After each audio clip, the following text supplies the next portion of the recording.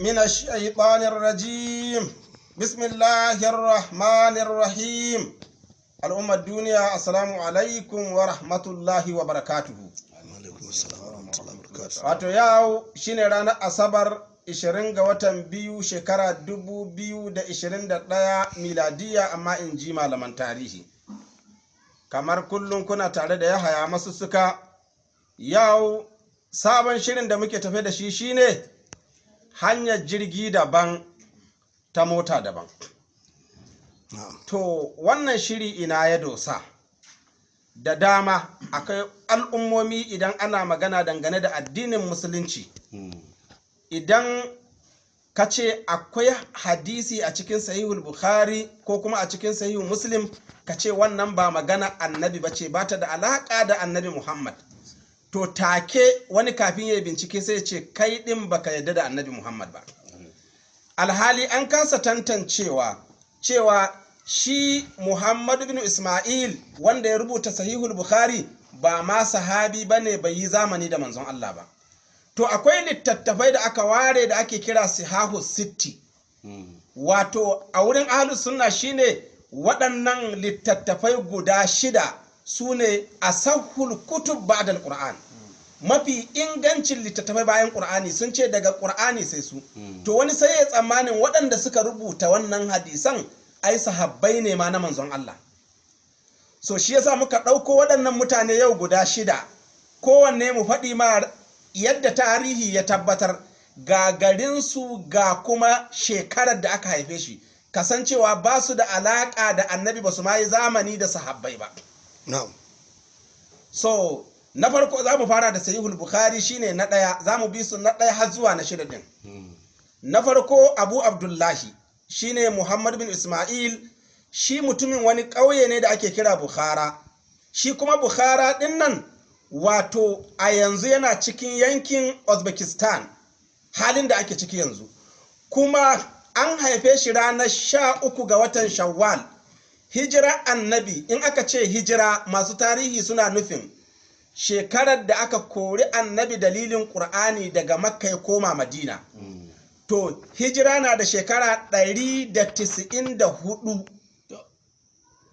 aka haife shi, shi Muhammad bin Ismail wanda ya rubuta sahihul bukhari. Kuma kowane littafi na tarihi kaje ka karanta, kaje ka duba siyar alamin nubala na Imamu Zahabi, duk wani littafi da ke da tarihin waɗannan mutanen magabata, kaje ka karanta shi zai gaya ma haka. To tun da hijira na da shekara 194 aka haife shi, an ce annabi kuma a tarihi mafi inganci bayan ya bar Makka ya koma Madina shekara 11 kawai yayi rasu. To ka cire shekara 11 cikin 194 zai rage maka nawa? Zai zama 183 zai rage maka. Kenan annabi ya rasu da shekara 183 aka haihi Imamul Bukhari wanda ya rubuta littafin Sahihul Bukhari.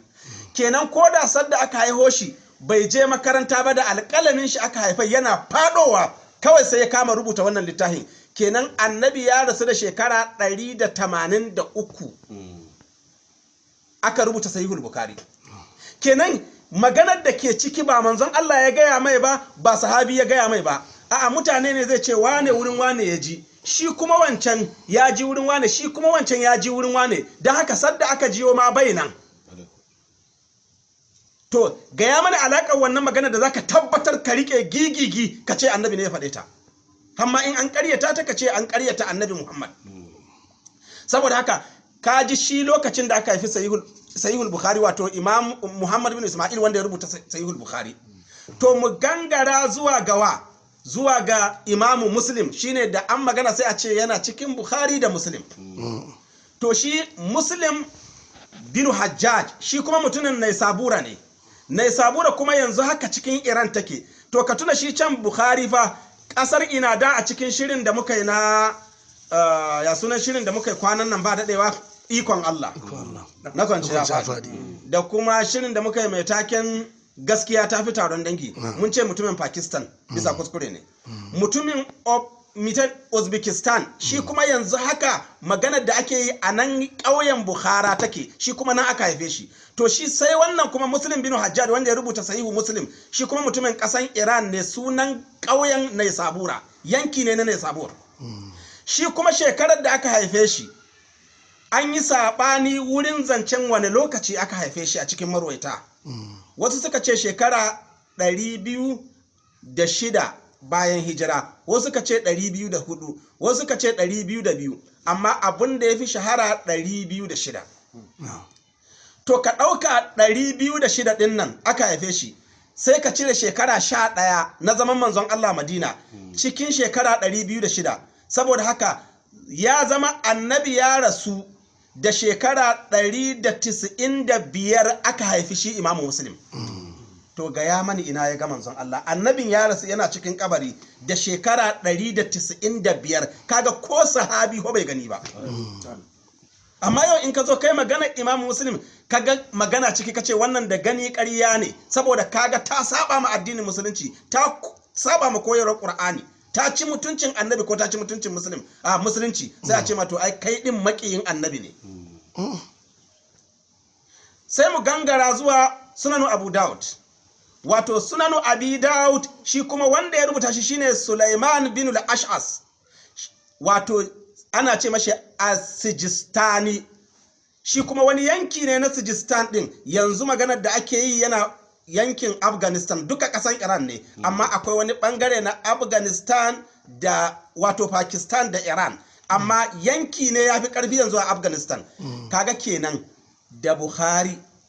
da Muslim da Sunanu Abi Dawud ba su da alaka ma da Makka tukun ko Madina mutanen wasu ƙasa ne daban amma wai har suka zo suka yi mutanen da suka rayu garin Makka tare da annabin da iyayen shi suka fi mutanen da suka rayu garin Madina suka jana'izan manzon Allah aka rufe shi amma duk waɗannan mutane na yankin Iran da Afghanistan da ina ne a ce su suka fi su sani da haka kenan maganganun da ke ciki dole a bincike su tunda abin yana da alaka da rayuwarmu yana da alaka da addininmu yana da alaka da dalilin halitta mu ashe dole a bincika sannan sai mu gangara zuwa Tirmiza wato sunan wani ƙauye ne shi kuma a yankin ina a yankin wato Uzbekistan din nan kenan da shi Turmuzi da Bukhari ƙasar su ɗaya shi kuma yaushe aka haife shi sunan shi Abu Isa at-Tirmizi yankin da yake Uzbekistan to shi kuma a wace shekara aka haife shi annabi ya yi hijira da shekara 209 to cire man shekara 11 cikin 209 na zaman annabi da ya Madina sannan ya rasu don haka nawa za ka samu zai rage ma 198 kenan annabi ya rasu da shekara 198 aka haihi Tirmizi ga yaman ina ya ga annabi ina ya ga sahabi kuma wannan duk littafin tarihi nasu ka je ka duba kenan in ka karyata Tirmizi ba ka karyata sahabi ba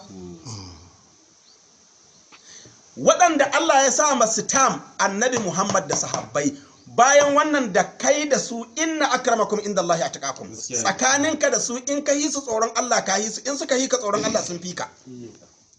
mu yi gaba kaɗan sai kuma mu je kan wato an-nisa'i shi kuma wanda ya rubuta littafin sunanin nisa'i shi kuma an haife shi ne a yankin ina shi kuma mutumin Turkmenistan wato wasu kasashe ne da suke karewa da tan din nan sun kai wajen 10 na haka zama irin su Afghanistan da Tajikistan duk dai akwai su masu karewa da tan din nan to shi wato yanki ne na Khurasan asali sai ya zo aka kasa shi aka ba wannan kasa yankin wato shine Turkmenistan yana da wuya faɗi fa to a haka bayan annabi Muhammad ya yi hijira da shekara nawa aka haife shi shi wannan nasa'i da ake sawa cikin asahus wato asahul kutub ba'd al-Qur'an bayan annabi ya rasu da shekara 215 cire man 11 cikin 215 zai rage maka 204 to annabi yana kabari da shekara 204 aka haife shi 204 aka haife shi to gaya mani yadda maganar shi zaka tabbatar ka ce manta annabi ce kaga bai ga annabi ko bai ga sahabi ba dole a bincika. to mu gangara kaɗan sai mu tafi kan ibnu maja shi kuma ibnu maja abu abdullahi muhammad bin yazid shi kuma mutumin ƙasan iran ne shi ma yankin azbin abu abdullahi muhammad bin yazid na farko sadda aka haife shi annabi ya yi hijira da shekara 209 to cikin 209 cire man 11 za ka samu sauran 100 da nawa 198 kamar shekarunsu ɗaya da turmizi to a nan za ka tabbatar cewa dukkansu gabaki ɗaya ba sahabbai ba ne kuma ba su yi zamani da sahabbai ba kenan wa Allah ya ɗauke wa hula annabi Muhammad da sahabbansa domin shi annabi Muhammad shine Allah ya gaya ma afallahu anka lima azinta lahum hatta yatabayyana laka alladhina sadaqu wa ta'lamu al-kadhibin saboda haka annabi Muhammad shine in yayi abu ko da Allah bai so wannan abun ba kafin ma a gaya masa dan mi kai abun sai ya fiya ta biyo baya nan annabi ya ba da uzuri ne ga wasu da suka tambayi uzuri alhali kuma abin da suka faɗa ba gaskiya suka gaya wa annabi ba shi kuma annabi Muhammad kawai ya kawo da kai ya ce masa shikenan ku je to take sai Allah ya ce afallahu anka Allah ya maka afuwa amma lima azinta lahum dan mi kai musu izinin hai bai kamata kai musu izini ba hatta ya tabayyana lakal lazina sadaqu wata alabar kazibin sai ka gane waɗanda suka yi gaskiya da kuma makaryata kenan ji irin tsarkakewa da Allah ya ma annabi Muhammad yayi abu shi Allah ba haka ya so ba amma sai da ya faɗi ya fiya tukun to haka su ma Allah ke yi bangaren sahabbai ولقد صدقكم الله وعده إذ تحسونهم بإذنه حتى للغاية حتى إذا فشلتم وتنازعتم في الأمر وعصيتم من بعد ما أريكم ما تحبون منكم من يريد الدنيا ومنكم من يريد الآخرة ثم صرفكم عنهم ليبتليكم ولقد عفا عنكم يا إسا كاغانا فيلين daga aka je Allah ce wala qad sadaqakumullahu wa'adahu wato waɗanda suka zo suka takali addinin musulunci suka kawo ma musulmi hari Allah ya ba su dama ya ce ku kare kai don musulunci bai yadda ka taba mutum ba sai in ya zo ya taba ka to Allah ya ce Allah ya gaskata muku alƙawarin shi iztahsunahum lokacin da kuke kalkashe su bi iznihi da yadda Allah hatta idza fashiltum har lokacin da kuka zo kuka kasa kuma kuka yi rauni wata na za'atun fil amri kuka yi jayayya cikin lamarin da annabi ya maku umarni ya ce ku tsaya nan shine wa iz gadauta min ahlika tubawwi'ul mu'minina maqa'ida lil qital annabi ya ce kai tsaya nan kai tsaya nan kai tsaya nan ana nan suka zo suka canza umarnin da annabi ya ba su sahabban annabi ne shine wata na za'atun fil amri wa asaitum kuka zo kuka saba min ba'di ma arakum ma tuhibbun bayan Allah ya gwada muku abinda kuke so ku ci shine nasara dalilin me kuka canza minkum man yuridu dunya wa minkum man yuridu al-akhirah saboda cikin ku sahabban da ba aka ce ciki wasu duniya suke so wasu lahira suke so da suka ga ganima sai suka kauce daga inda annabi ya tsaye da su ana nan sun masarafa kuma anhum sai ko Allah ya juyar da su akan ku shine Allah ya canza nasara ya ba su nasara suka ci gaba da kashe ku liyabtaliyakum don ya jaraba ku sai Allah ya ga masa sahabbai ya ce amma wala qad afa ankum wannan magana an muku afuwa an yafe ta har abada jiddan Allah daraja da Allah ya ba sahabban manzon Allah sun yi abun Allah bai so hakan ba amma take kan a ƙara aya take an ce an yafe muku ƙara min wani innal ladina tawallaw minkum yawmal taqal jama'ani innama tadallahum ash-shaytanu bi ba'di ma kasabu da kyau wala qad afallahu anhum kaji qur'ani Allah ce innal ladina tawallaw minkum lalle waɗanda suka juya daga cikin ku sahabbai yawmal taqal jam'ani ranar haduwan mutane biyu nan musulmai da kafirai shine inna mastazallahum ash-shaytanu bi ba'di ma kasabu kawai shedan ne ya nemi zamar da su saboda sashen abin da suka aikata shine na nufar ganima can wancan labarin ne aka ƙara maimaita shi nan yace inna mastazallahum ash-shaytanu bi ba'di ma kasabu sai yace wala qad afa Allahu anhum amma fa kakkumance Allah ya riga ya yafe masu wannan magana babu ita kadiba daraja da kima dukkan sahabbai in ka cire munafukai duk sahabban da suka rayu da annabi suka yi imani da annabi suka mutu da imaninsu to dukkansu ko sun taɓa yin wani abu Allah ya yafe abin ya hana ka kata da magana to amma ya za a yanzu a zo a kakaba maka Bukhari da Muslim wanda sai da aka gama musulunci an yi duk abin da ya kamata a yi, an ci gaba da yada musulunci, wahalhalu sun kare suka zo, amma kuma yau da ka zo ka ce abin da suka faɗa ya saba ma ka'idan musulunci, ya aka yi Allah ya ce kaza su sun ce kaza, maganar nan ta sha bamban, sai a ce kai makin annabi ne. To shi kuma idan ka ɗauki maganar Bukhari da Muslim ɗin nan da Nasa'i da Abu Dawuda da Tirmizi da Ibn Majah da muka kawo yanzu, kafin su zo duniya fa Allah ya gaya wa annabi al-yawma akmaltu lakum dinakum wa atmamtu alaykum ni'mati wa raditu lakum al-islam dinan. Al-yawma annabi fa na raye, Allah ya ce yau akmaltu lakum dinakum, na kammala muku addininku. Wa atmamtu alaykum ni'mati, na cika muku ni'imata, wa raditu lakum al-islam dinan, kuma nayi sayinin na yarje muku musulunci ya zama shine addininku. Kenan annabi ne in ka saba mashi da sahabban da suka rayu tare da shi shine ka saba wa musulunci, amma ba dan ka saba wa Bukhari ba. Don Allah ya yi wa man yushaqiqir rasul min ba'di ma tabayyana lahu al-huda wa yattabi' ghayra sabilil mu'minina nuwallihi ma tawalla wa nusulihi jahannam. Ai Allah ya san za a yi Bukhari, ya san za a yi Muslim, ya kai bai ce wa man yushaqiqil Bukhari ba, cai wa man yushaqiqir rasula, duk wanda ya saba wa annabi min ba'di ma tabayyana lahu al-huda, bayan gaskiya ta bayyana gare shi, wa yattabi' yabi ghayra sabilil mu'minina, hanya ba ta mu'mine ba, Allah ce nu wallahi ma tawalla, zamu iza keye shi inda ya ta samawa, wa nuslihi jahannam, musa shi jahannam wa sa'ad masira. Kenan sabawa annabi Allah ya hana, hamma Allah ya ce duk masu sabawa annabi sai hattara, falyahzaril ladzina yukhalifuna an amrihi an tusibahum fitnatun aw yusibahum adhabun alim. Allah ya ce falyahzaril ladzina yukhalifuna an amrihi, masu sabawa umarnin annabi su yi hattara, kashedin su an tusibahum fitnatun, fitina za ta same su, aw yusibahum azabun alim, ko kuma azaba mai radidi ta same su. Dan haka sabawa annabi ba bala'in da ba zai iya jawo muku ba. Shi yasa Allah ce wa in tudiuhu tahtadu, Allah ce idan kun bi annabi to sannan ne za ku shiryu. Kai a takaice a samu wani ya jan hali ya ce ni ina son Allah amma ban son annabi, to Allah ya ce ni din ban son ka, dalilin baka son annabi. Shi yasa Allah ce qul in kuntum tuhibbuna Allah fattabi'uni yuhibbukum Allah wa yaghfir lakum dhunubakum. Ya isa, Allah ce qul in kuntum tuhibbuna Allah, in dai kuna son Allah to fattabi'uni, ku bini ni annabi Muhammad, sai in kun bini ne sannan yuhibbukum Allah, sannan Allah ya so ku. Ba a ce qul in kuntum tuhibbuna Allah fattabi'u Allah ba, a'a fattabi'uni, in dai kuna son Allah to ni za ku bi in ji annabi. Yace sai kun bini sannan yuhibbukum Allah, sannan Allah ya so ku. Kenan annabi Muhammad shine tushen addini, to daga nan sai suwa wasabiquna al-awwaluna